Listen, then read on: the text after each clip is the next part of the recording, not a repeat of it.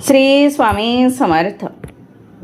उद्या ज्येष्ठ सोमवती अमावस्या. घरामध्ये आणा या झाडाचे एक पान. मुलांची पतीची खूप प्रगती होईल. शत्रू लोटांगण घालेल. नमस्कार सख्यांनो आणि माझ्या सर्व लाडक्या भावांनो. उद्या, हो अगदी उद्याच, एक अत्यंत दुर्मिळ आणि प्रचंड शक्तिशाली असा योग जुळून आलेला आहे. उद्या आहे ज्येष्ठ सोमवती अमावस्या. असा योग वर्षातून एखाद दुसऱ्यांदाच येतो, जेव्हा सोमवती आणि अमावस्या एकत्र येतात. आपल्या शास्त्रात या दिवसाला पर्वणी म्हटलं गेलेलं आहे. पण आजचा हा व्हिडिओ मी का बनवत आहे माहीत आहे? कारण उद्याच्या या शुभ मुहूर्तावर आपल्याला आपल्या घरात फक्त आणि फक्त एक विशिष्ट झाडाचं एक पान आणून ठेवायचं आहे. हो, तुम्ही अगदी बरोबर ऐकलंय, फक्त एक पान. जर तुमच्या पतीच्या प्रगतीत सतत अडथळे येत असतील, नोकरी व्यवसायात यश मिळत नसेल किंवा मुलांचं अभ्यासात लक्ष लागत नसेल, घरात सतत चिडचिड आणि आजारपण असेल, तर हा एक छोटासा उपाय तुमचं नशीब पलटून टाकू शकतो. एवढंच नाही तर तुमच्या पाठीमागे गुप्त शत्रू असतील जे तुमचं वाईट इच्छितात, त्यांचाही नाश या एका उपायाने होणार आहे. पण ते पान कोणत्या झाडाचं आहे, ते घरात आणून नक्की काय करायचं आहे आणि ते कधी आणायचं आहे, हे मी तुम्हाला आजच्या व्हिडिओमध्ये अगदी सविस्तर सांगणार आहे. हा उपाय मी स्वतः माझ्या घरात केला आहे आणि त्याचे जे अनुभव मला आले आहे ते पाहून माझे डोळे पांढरे झालेले होते. म्हणून आज एक स्त्री, एक आई आणि एक पत्नी म्हणून मी हा अनुभव तुमच्यासोबत शेअर करत आहे, जेणेकरून तुमच्याही कुटुंबाचं कल्याण व्हावं. पुढे जाण्यापूर्वी जर तुम्ही चॅनलवर नवीन असाल तर आपल्या या हक्काच्या चॅनलला लाईक करा, शेअर करा आणि नक्की सबस्क्राईब करा. आणि हो, उद्याच्या या पावन पर्वावर महादेवाची आणि विष्णूंची कृपा मिळवण्यासाठी आत्ताच्या आत्ता कमेंट बॉक्समध्ये श्री स्वामी समर्थ, ओम नमः शिवाय, ओम गंग गणपतये नमः आणि ओम नमो भगवते वासुदेवाय लिहायला अजिबात विसरू नका. तुमची एक कमेंट तुमच्या घरात सकारात्मकता घेऊन येईल. सख्यांनो, बऱ्याचदा आपण खूप कष्ट करतो. आपले पती दिवस रात्र मेहनत करतात, पण पैशाची आवक वाढत नाही. मुलं हुशार असतात, पण परीक्षेच्या वेळी त्यांची एकाग्रता भंग पावते. याला आपण बऱ्याचदा नजर दोष किंवा वास्तुदोष म्हणतो. सोमवती अमावस्येच्या रात्री नकारात्मक शक्ती प्रचंड सक्रिय असतात आणि याच रात्री जर आपण योग्य उपाय केला तर नकारात्मकतेचं रूपांतर आपण प्रचंड मोठ्या राजयोगात करू शकतो. आता तुम्ही विचार करत असाल की असं कोणतं झाड आहे त्याच्या पानात एवढी शक्ती आहे. मी तुम्हाला सांगते, ते झाड आपल्या आजूबाजूलाच असतं. आपण रोज त्याला पाहतो, पण त्याचं महत्त्व आपल्याला माहीत नसतं. या झाडाच्या पानात त्रिदेवांचा वास असतो असं मानलं जातं. या पानाच्या उपायामुळे पतीच्या मार्गातील सर्व धंदेवाईक शत्रू शांत होतात आणि मुलांच्या डोक्यावरील नकारात्मकतेचा प्रभाव कायमचा नष्ट होतो. पण लक्षात ठेवा सख्यांनो, हा निसर्गाचा आणि शास्त्राचा नियम आहे. जेवढा एकदा उपाय तीव्र आणि प्रभावी असतो, तेवढाच त्याचे नियमही कडक असतात. जर तुम्ही या उपायामध्ये कोणतीही चूक केली, घाई गडबड केली किंवा नियम चुकवला, तर या उपायाचा उलट परिणाम सुद्धा होऊ शकतो. आपल्या एका चुकीमुळे घरात संकट ओढू नये म्हणून मी जे सांगते ते अगदी कान देऊन नीट एकाग्रतेने ऐका. घरातील पुरुषांची प्रगती आणि मुलांचं भविष्य या उपायावर अवलंबून असतं. त्यामुळे या उपायाचे 4 अत्यंत महत्त्वाचे आणि कडक नियम आधी समजून घेऊया. नियम पहिला, हे पान तुम्हाला उद्या सूर्य मावळण्यापूर्वीच, म्हणजे सूर्यास्ताच्या आधीच तोडून घरात आणायचं आहे. शास्त्रानुसार सूर्य मावळल्यानंतर झाड वेली झोपी जातात. रात्रीच्या वेळी जर तुम्ही झाडाला हात लावलात किंवा पान तोडलं तर झाडाचा कोप होतो आणि घरात दारिद्र्य येतं. त्यामुळे सोमवती अमावस्येच्या रात्रीच्या आधी दिवसाच हे पान घरात आणायचं आहे, आणले असावे. दुसरा नियम, झाडाची अनुमती आणि प्रार्थना. जेव्हा तुम्ही या झाडाजवळ जाल तेव्हा थेट जाऊन पान तोडायचं नाही. आधी झाडाला मनोभावे नमस्कार करा. त्याची माफी मागा की मी माझ्या कुटुंबाच्या कल्याणासाठी तुमचं पान घेत आहे. पान तोडताना मनातल्या मनात तुमच्या पतीचं आणि मुलांचं नाव घ्या. त्यांच्या प्रगतीची प्रार्थना करा. त्यामुळे त्या पानात एक वेगळीच सकारात्मक ऊर्जा सक्रिय होते. उपाय नंबर 3, पानाची शुद्धता. तुम्ही जे पान निवडणार आहात ते पूर्णपणे अखंड असावं. ते कुठेही फाटलेलं नसावं, त्याला छिद्र नसावं किंवा ते सुकलेलं नसावं. विज्ञानाच्या भाषेत सांगायचं तर ते रोगट नसावं आणि शास्त्राच्या भाषेत ते खंडित नसावं. कारण खंडित वस्तू देवाला कधीच अर्पण केली जात नाही. उपाय 4, गुप्तता आणि पवित्र. हा उपाय करताना घरात शांतता असावी. उपाय करताना मनात कोणतीही शंका, संशय किंवा चिडचिड नसावी.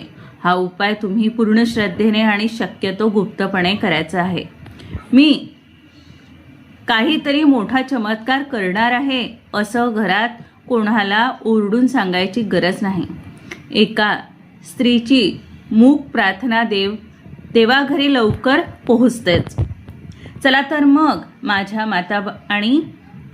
माता आणि भगिनींनो, आता तुमची उत्सुकता मी आणखीन ताणत नाही.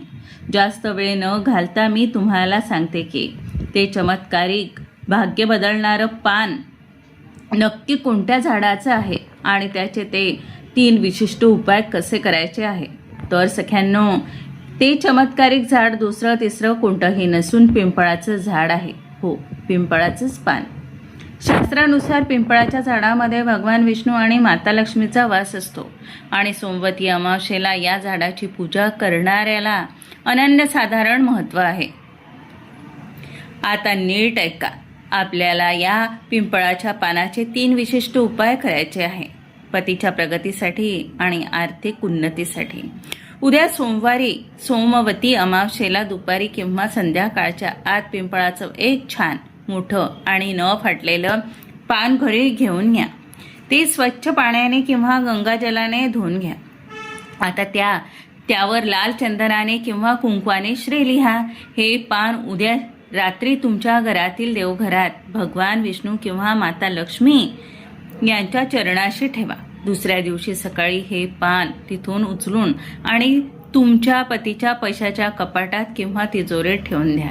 हा उपाय केल्याने पतीच्या व्यवसायातील किंवा नोकरीतील सर्व अडथळे दूर होतात आणि पैशाची आवक अचानक वाढू लागते. उपाय 2, मुलांच्या बुद्धीसाठी आणि प्रगतीसाठी. जर मुलं ऐकत नसतील किंवा अभ्यासात मागे पडत असतील तर पिंपळाचं दुसरं एक पान घ्या. त्यावर पिंपळाच्या पिवळ्या चंदनाने किंवा हळदीने ओम लिहा. हे पान मुलांच्या अभ्यासाच्या खोलीत किंवा त्यांच्या उशीखाली उद्याची एक रात्र ठेवा. सोमवती अमावस्येच्या ऊर्जेमुळे मुलांच्या मनातील भीती, आळस दूर होतो आणि त्यांची एकाग्रता वाढते. नंतर ते पान वाहत्या पाण्यात विसर्जित करा किंवा एखाद्या कुंडीत मातीखाली दाबून टाका. उपाय 3, शत्रुनाश आणि नजर दोष निवारणासाठी. जर तुम्हाला वाटत असेल की तुमच्या घरावर कोणाची तरी वाईट नजर तुमच्या कुटुंबाला लागलेली आहे किंवा कोणाची तरी गुप्त शत्रू तुमच्या पाठीशी लागला आहे, तर सोमवती अमावस्येच्या रात्री 9 नंतर पिंपळाच्या पानावर काळ्या टिळ्याने एक ठिपका ठेवा. हे पान घराच्या मुख्य दरवाजाच्या बाहेर जमिनीवर ठेवा आणि त्यावर एक मोहरीच्या तेलाचा दिवा लावा. मनात प्रार्थना करा की माझ्या घरातील सर्व नकारात्मकता, शत्रुबाधा दूर होऊ दे. दुसऱ्या दिवशी सकाळी ते पान कचऱ्यात न टाकता एखाद्या झाडाच्या मुळाशी ठेवून द्या. शत्रू तुमचे कसेही वाकडे करू शकणार नाही. इतका हा तोडगा भारी आहे. तर माझ्या माता भगिनींनो, उद्याची ही सोमवती अमावस्या आपल्या हातची घालवायची नाही. हे 3 उपाय अत्यंत सोपे आहे. याला 1 रुपयाचीही खर्च नाही. फक्त गरज आहे ती तुमच्या मनातील विश्वासाची. जेव्हा आपण एक स्त्री म्हणून आपल्या कुटुंबाच्या रक्षणासाठी, आपल्या कुळाच्या प्रगतीसाठी श्रद्धेने एखादा उपाय करतो, तेव्हा संपूर्ण ब्रह्मांड आपल्याला मदत करायला धावून येते. मी स्वतः हा पिंपळाच्या पानाचा उपाय करून पाहिला आहे. मला पूर्ण विश्वास आहे माझ्या सख्यांनो, उद्याच्या या पवित्र आणि दुर्मिळ मुहूर्तावर तुम्ही हा छोटासा पण अत्यंत शक्तिशाली उपाय नक्की करा. जेव्हा आपण आपल्या पतीच्या कष्टाला आणि मुलांच्या भविष्याला अशा पवित्र उपायाची जोड देतो, तेव्हा घरात सुख, समृद्धी आणि ऐश्वर्य नांदायला वेळ लागत नाही. एक गृहिणी म्हणून, एक आई म्हणून आपल्या कुटुंबाचं रक्षण करणं हे जसं माझं कर्तव्य आहे, तसंच माझ्या या मोठ्या यूट्यूब परिवाराला योग्य माहिती देणं, हे व्हिडिओ तुमच्यापर्यंत पोहोचवणं, हेही माझं एक पवित्र कर्तव्य आहे. ते मी आज पूर्ण केलं आहे. पण आता एक बहीण म्हणून, एक मैत्रीण म्हणून तुमचंही एक कर्तव्य सुरू होतं. हा व्हिडिओ फक्त स्वतःपुरता मर्यादित ठेवू नका. तुमच्या ओळखीच्या गरजू बहिणींना, तुमच्या नातेवाईकांपर्यंत आणि व्हॉट्सअप ग्रुपवर हा व्हिडिओ जास्तीत जास्त शेअर करा.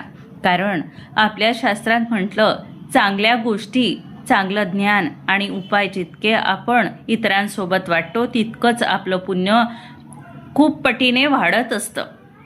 तुमच्या एका शेअरमुळे जर एखाद्या घरातील संकट दूर झालं, तर त्याचे आशीर्वाद नकळत तुमच्या कुटुंबाला मिळणार आहे. जाता जाता पुन्हा एकदा आठवण करून देते, जर तुम्हाला आजची ही माहिती मनापासून आवडली असेल, माझा हा प्रामाणिक प्रयत्न आवडला असेल, तर व्हिडिओला आत्ताच एक लाईक करा. आपल्या हक्काच्या चॅनलला अजून सबस्क्राईब केलं नसेल तर नक्की सबस्क्राईब करा आणि समोरील घंटीचं बटन दाबा, जेणेकरून असेच मार्गदर्शक व्हिडिओ तुम्हाला रोज पाहायला मिळतील. आणि सर्वात महत्त्वाचं, उद्याच्या या पावन पर्वावर महादेवाची, विष्णूची आणि विघ्नहर्त्या गणपती बाप्पाची कृपा आपल्या पाठीशी कायम राहावी म्हणून कमेंट बॉक्समध्ये श्री स्वामी समर्थ, गंग गणपताय नमः, ओम नमः शिवाय आणि ओम नमो भगवते वासुदेवाय लिहायला अजिबात विसरू नका. तुमचं एक नामस्मरण तुमच्या घरातून सर्व नकारात्मकता खेचून बाहेर काढेल. उद्या येणारी ही ज्येष्ठ सोमवती अमावस्या तुमच्या पतीसाठी, पतीच्या प्रगतीची, तुमच्या मुलांची यशाची आणि तुमच्या संपूर्ण कुटुंबाची अखंड सौभाग्याची आणि आनंदाची ठरो. हीच मी त्या ईश्वर चरणी, स्वामींच्या चरणी मनापासून प्रार्थना करते. काळजी घ्या, आनंदी रहा. धन्यवाद. श्री स्वामी समर्थ.